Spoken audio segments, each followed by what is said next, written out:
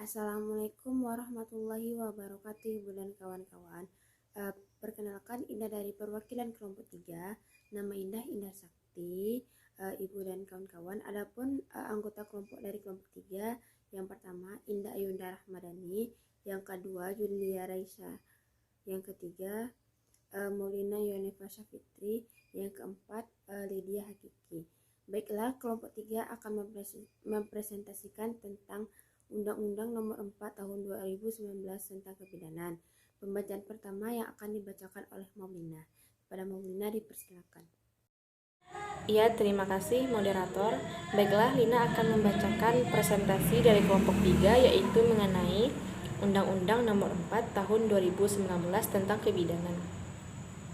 Bidan lulus diploma tidak boleh praktik mandiri. Berdasarkan Undang-Undang Nomor 4 Tahun 2019, untuk dapat berpraktik mandiri, bidan wajib mengambil pendidikan profesi. Hal ini dapat dilakukan baik oleh bidan dengan pendidikan akademik maupun pendidikan vokasi. Pertimbangan sebagai latar belakang lahirnya Undang-Undang Nomor 4 Tahun 2019 tentang Kebidanan adalah A. Bahwa setiap orang berhak memperoleh pelayanan kesehatan agar dapat hidup sejahtera lahir dan batin, sehingga mampu membangun masyarakat, bangsa, dan negara sebagaimana diamatkan dalam Undang-Undang Dasar Negara Republik Indonesia tahun 1945. Yang B, bahwa pelaksanaan kesehatan kepada masyarakat, khususnya perempuan, bayi, dan anak yang dilaksanakan oleh bidan secara bertanggung jawab, akuntabel, bermutu, aman, dan berkesinambungan, masih dihadapkan pada kendala profesionalitas, kompetensi, dan kewenangan. Sekian dari Lina kembalikan kepada moderator. Baiklah, pembacaan kedua yang akan dibacakan oleh Julia. Kepada Julia dipersilahkan. Baiklah, selanjutnya C. Bahwa peraturan mengenai pelayanan kesehatan oleh bidan maupun pengakuan terhadap profesi dan praktik kebidanan belum diatur secara komprehensif sebagaimana profesi kesehatan lain, sehingga belum memberikan perlindungan dan kepastian hukum bagi bidan dalam melaksanakan pelayanan kesehatan kepada masyarakat. D. Bahwa berdasarkan pertimbangan sebagaimana dimaksud dengan huruf A, huruf B, dan huruf C, perlu membentuk undang-undang tentang kebidanan. Selanjutnya, pendidikan kebidanan. Bidan adalah seorang perempuan yang telah menyelesaikan program pendidikan kebidanan baik di dalam negeri maupun di luar negeri yang diakui secara sah oleh pemerintah pusat dan telah memenuhi syarat untuk melakukan praktik kebidanan. Pendidikan kebidanan terdiri atas pendidikan akademik, pendidikan advokasi atau program D3, dan pendidikan profesi. Selanjutnya, pembacaan yang akan dibacakan oleh Lydia Hakiki. Kepada Lydia dipersilahkan. Pendidikan akademik terdiri dari program sarjana, program magister, dan program doktor. Pendidikan vokasi merupakan program diploma 3 atau D3 kebidanan.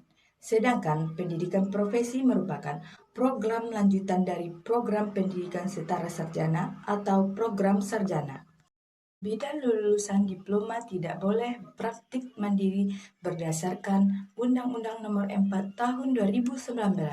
Untuk dapat praktik mandiri, bidan baik dengan pendidikan akademik maupun pendidikan vokasi wajib mengambil pendidikan profesi.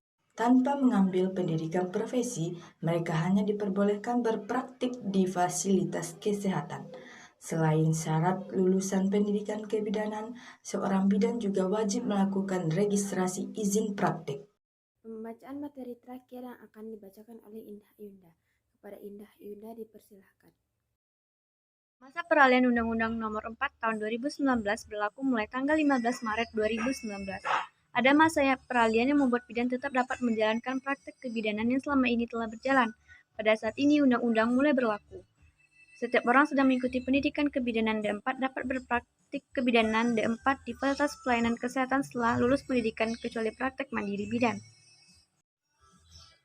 Sedangkan bidan lulusan D4 sebelum undang-undang ini mulai berlaku dapat berpraktik di fasilitas kesehatan kecuali praktek mandiri bidan. Bidan lulusan di bawah D3 kebidanan yang telah melakukan praktek kebidanan sebelum undang-undang ini diundangkan masih tetap dapat melakukan praktek kebidanan untuk jangka waktu paling lama bulan Oktober tahun 2020. Praktek mandiri bidan D3, D4 masih dapat berjalan sementara itu.